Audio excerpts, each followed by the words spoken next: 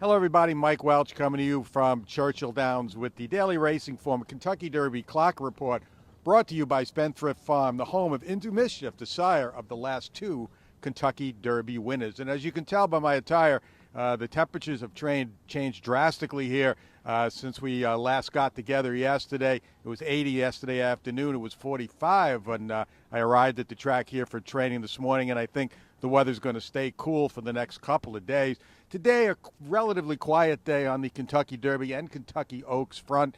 No workers today, just the gallopers. Most of the horses that'll be in the Oaks and the Derby coming out during the Kentucky Derby Oaks session we've talked about from 7:30 to 7:45. A few of the horses that caught my eye this morning, the Todd Pletcher Brigade. He had 4 or 5 of them out during that session. Doesn't have enough riders to get all 6 out. So the ones I saw during the session, I thought Nest and Charge It looked very happy out there this morning when they came galloping by the wire. They were relaxed. They had their ears up. I always like to see that. So I like the way the impression they made today. And Mo Donegal, of all of them, I thought looked the best. Was kind of energetic, but not in a bad way, not in a runoff mode. Just looked happy out there going around. And that's the second day in a row now I've seen him gallop in that manner since his very easy work on Friday. I'm sure he's going to come back with something a little more serious when Todd's Derby horses come back to work, I'm guessing, again on Friday. Zandon, first real look at him today. Yesterday he came out late, just jogged once around the track, but today was out there at 7:30 with the others and was full of energy. I mean, his rider really had his hands full to keep him from doing too much, and he did just that. Now, Chad Brown's horses on a regular basis have a tendency to gallop pretty aggressively.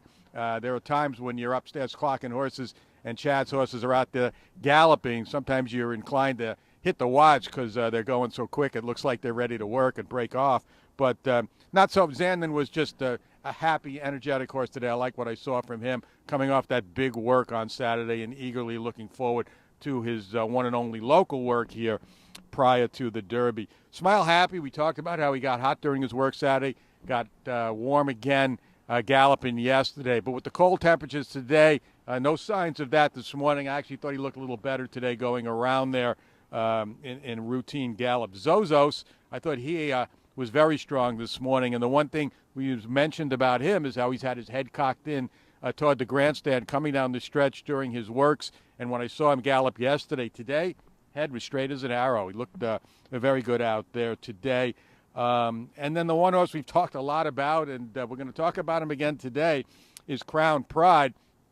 He was out on the track, came out immediately at 7:30 with all the others. He didn't get off the track until 8:12. So by my math, that was 42 minutes out on the track training today, doing his figure eights behind the gate. And then he turned around and actually did gallop, and it was kind of almost an eventful moment that he was down near the rail at the quarter pole. By that time, the rest of the horses had come out, and there were horses breezing, and one of them came up behind them, actually came right inside him.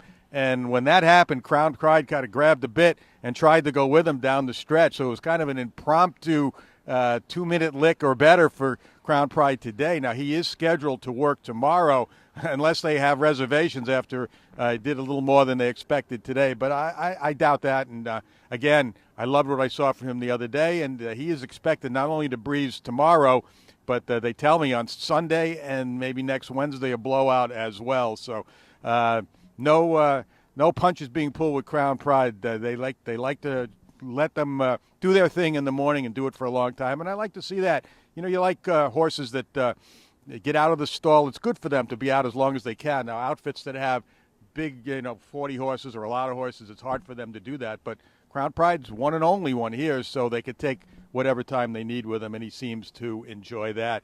On the Philly side, we talked about Nest. Cocktail Moments the last 2 days for Ken McPeak has been very aggressive in her gallops. Actually had the watch out on her 2-minute licked it yesterday, and the last half mile today, or from the half mile pole to the wire, she was going at better than a 2-minute lick. I think I had her in 57 and change from there to the wire, so she's feeling good coming out of her work a few days ago. So like I said, that was about it, just a kind of a routine morning. Tomorrow we will have the one work scheduled for Crown's Pride.